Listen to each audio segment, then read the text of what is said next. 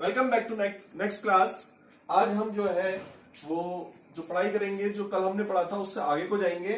ठीक है, तो चलिए स्टूडेंट्स स्टार्ट करते हैं। कल हमने पहला और दूसरा और 13, 14, 15, 16, 17 और 18 ग्रुप के बारे में पढ़ा था।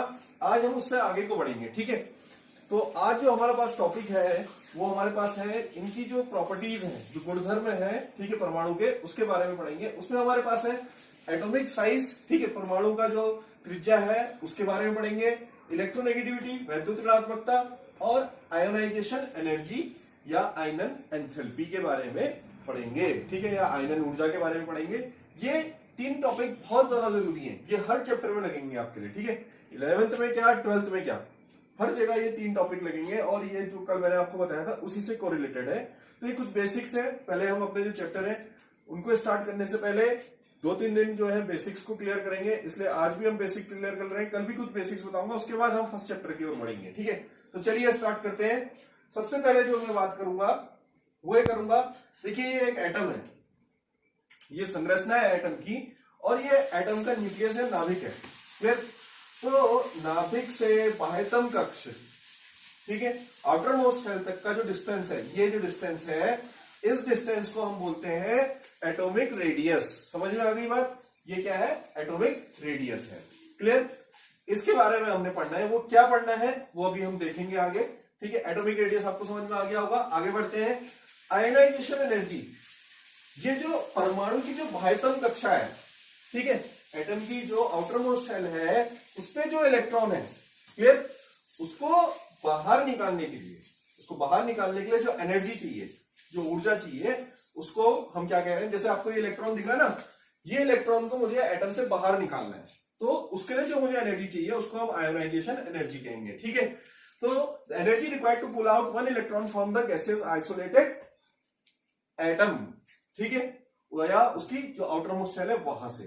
तो यहां पर को हम इसकी जो परिभाषा कहेंगे वो कहेंगे किसी गैसीय विलगित परमाणु के बाह्यतम कक्ष से एक इलेक्ट्रॉन निकालने के लिए जो ऊर्जा की आवश्यकता है उसको हम क्या कहते हैं? आयोनाइजेशन एंथैल्पी बोलते हैं। क्लियर? अब गैसीय विलगित परमाणु क्या है या आइसोलेटेड गैसियस एटम क्या है? ठीक है, इंग्लिश में उसको आइसोलेटेड गैसियस एटम बोलते हैं और हिंदी में गैसीय विलगित परमाणु। तो गैसीय विलगित परमाणु ऐसा एटम होता है जो किसी के इन्फ्लुएंस में नहीं होता। ठीक है, जैसे Na का जो एटम है वो गैसीय विलगित होगा, लेकिन NaCl के साथ Na का एटम गैसीय विलगित नहीं होगा। क्लियर?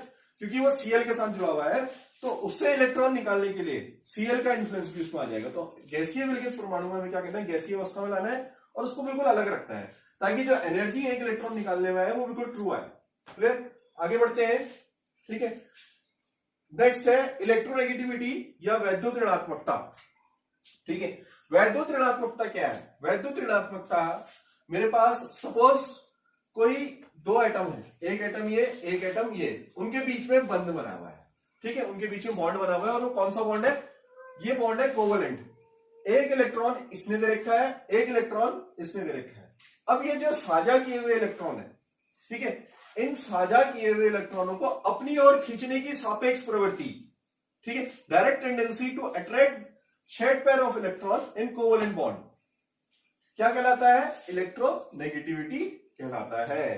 तो किसी सहसंयोजक बंध में किसी परमाणु द्वारा अपने साझा किए हुए इलेक्ट्रॉन को अपनी ओर खींचने की सापेक्ष प्रवृत्ति, प्रवृत्ति नहीं, सापेक्ष प्रवृत्ति, प्रवृत्ति और सापेक्ष प्रवृत्ति में बताता हूं मैं आपको। आप रास्ते से जा रहे हैं, रास्ते में एक टिकिया वाला है, क्लियर, तो आप उसको देख रहे हैं, आपका मन कर रहा है टिकिया खाने का, पर आपके पास पैसे नहीं है, तो आप उसको देखोगे और आपका मन करेगा हाँ ये टिकिया हम खा लेते हैं। क्लियर?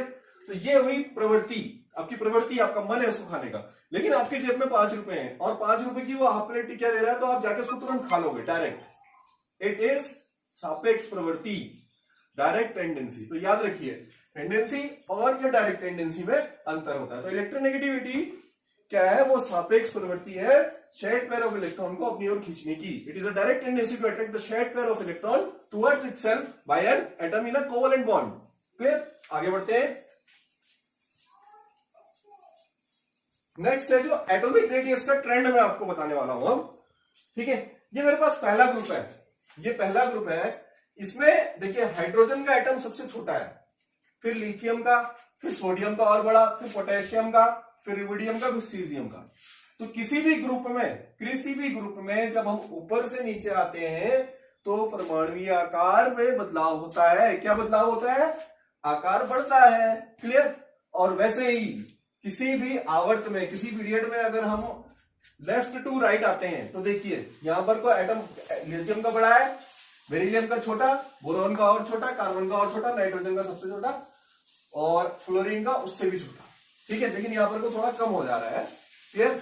0.7 से क्या है, यहाँ पर 6 है और यहाँ पर 6 है, ज्यादा अंतर नहीं है। तो लेकिन फिर भी घट रहा है। तो बाएं से दाएं जाने पे, लेफ्ट टू राइट जाने में क्या होता है? एटॉमिक रेडियस घटता है। ये चीज भी सीख लीजिए। ठीक है। टॉप टू बॉटम इंक्रीज करता है, लेफ्ट टू राइट डिक्रीज करता है। तो एटॉमिक रेडियस का ट्रेंड भी हमें पता चल गया। क्लियर। और क्यों करता है वो आप समझ लीजिए, क्योंकि परमाणु क्रमांक बढ़ते जा रहा है, एटॉमिक नंबर बढ़ते जा रहा है, तो उतने ज्यादा electron, atomic number is equal two electron. ठीक है। तो उनको इलेक्ट्रॉन को अरेंज करने के लिए क्या चाहिए? हमें उतनी ज्यादा सेल्स चाहिए। सेल्स ज्यादा चाहिए तो उसकी वजह से साइज भी इंक्रीज हो जाता है। क्लियर। आ गई बात समझ में आपको? अब आगे बढ़ते हैं। नेक्स्ट जो हमारे पास है वो ट्रेंड है इलेक्ट्रोनेगेटिविटी का।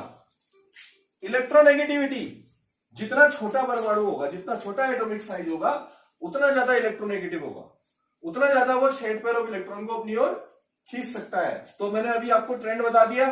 ठीक है। ट्रेंड क्या बताया था बताइए? साइज से ही रिलेट कर लीजिए। जितना छोटा परमाणु उतना ज्यादा इलेक्ट्रोनेगेटिव। इसीलिए ये देखिए फ्लोरीन जो है वो सबसे ज्यादा इलेक्ट्रोनेगेटिव है यहां पर को। क्लियर। आ गई बात समझ में आपको? और यहां पर को सीजियम सबसे कम इलेक्ट्रोनेगेटिव है क्योंकि उसका साइज सबसे बड़ा है। तो लेफ्ट टू राइट जाने पे इलेक्ट्रोनेगेटिविटी घटेगी और टॉप टू बॉटम आने में इलेक्ट्रोनेगेटिविटी बढ़ेगी। सॉरी, लेफ्ट टू राइट जाने में, और टॉप टू बॉटम आने में इलेक्ट्रोनेगेटिविटी इंक्रीज करेगी, ऋणात्मकता बढ़ेगी। क्लियर हो गया?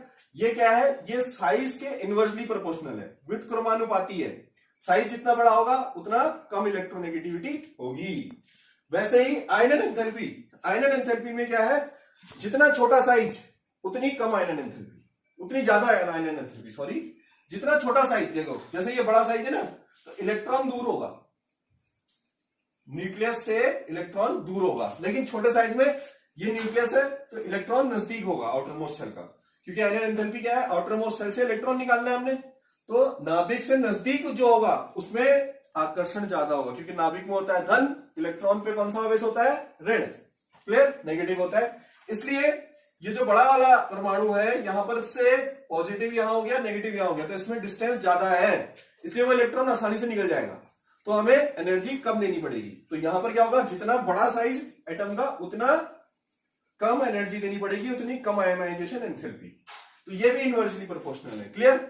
इलेक्ट्रोनेगेटिविटीज जो है साइज के इनवर्सली प्रोपोर्शनल। जितना बड़ा साइज एटम का उतना कम इलेक्ट्रोनेगेटिव, जितना बड़ा साइज एटम का उतनी कम आयोनाइजेशन एंथैल्पी। क्लियर हो गया? ठीक है। तो आई होप आप लोगों को ये वीडियो पसंद आया होगा। ऐसे ही हम कल भी थोड़ा सा रिवीजन करेंगे, उसके बाद जो है परसों से हम अपना फर्स्ट चैप्टर स्टार्ट करेंगे। क्लियर। Thank you.